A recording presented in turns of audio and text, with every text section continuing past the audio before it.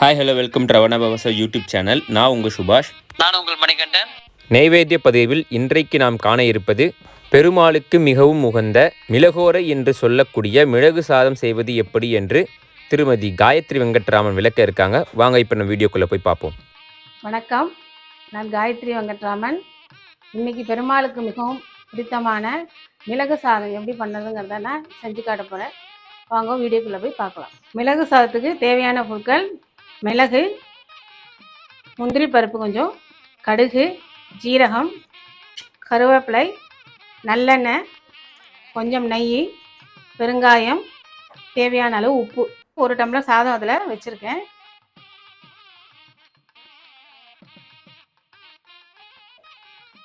Wait போட்டுருவோம். 3 whistle வந்தோடனே of பண்ணிடலாம். சாதம் வச்சு ஆஃப் பண்ணிட்டேன். இது 2 பேருக்கு உள்ளான சாதம் வச்சுருக்கேன். ப்ரெஷர் அடங்கிட்டு திறக்கலாம்.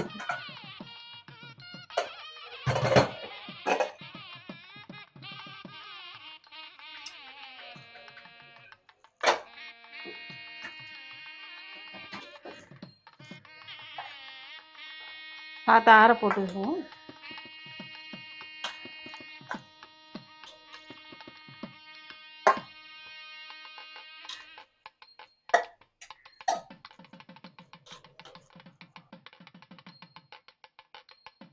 சாதம் ஆறின்னு இருக்கட்டும். அதுக்குள்ளே மிளகு பொடி பண்ணின்னு வந்துடுவோம்.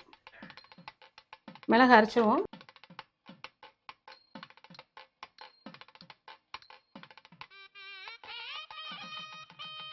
இன்னும் கொஞ்சம் சுற்றிக்கலாம்.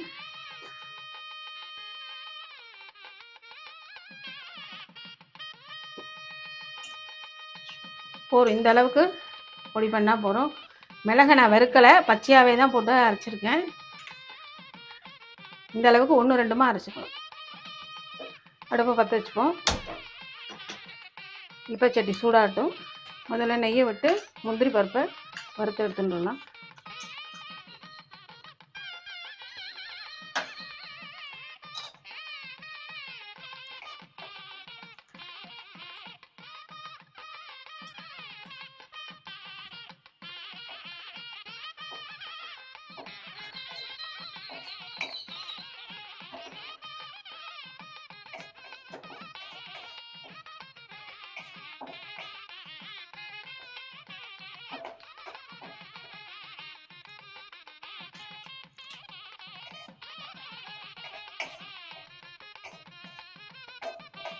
சாந்தெடுத்து எடுத்துடலாம்.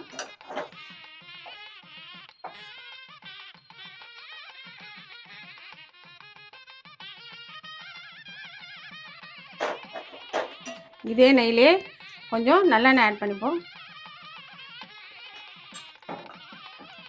எண்ணெய் சூடாகட்டும். கடுகு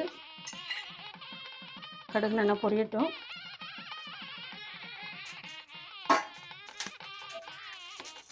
இதில் ஜீரகத்தை போட்டுருவோம்.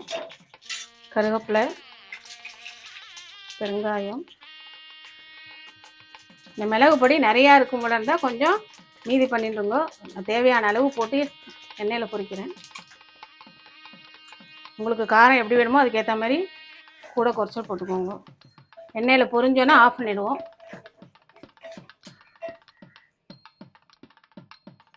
இன்னும் கொஞ்சம் நெய் ஆட் பண்ணிக்கலாம்.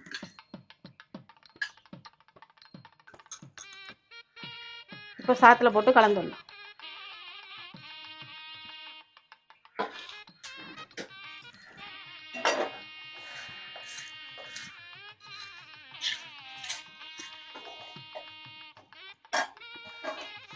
சாத்துக்கு தேவையான அளவு உப்பு,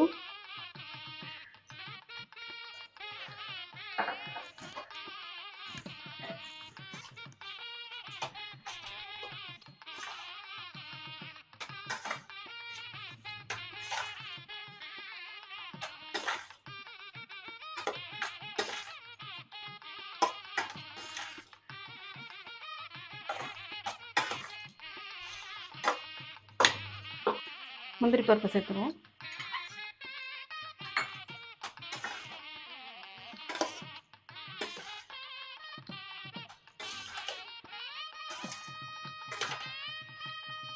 ரெடியாக எடுத்து பெருமாளோட நிவேத்தியம்.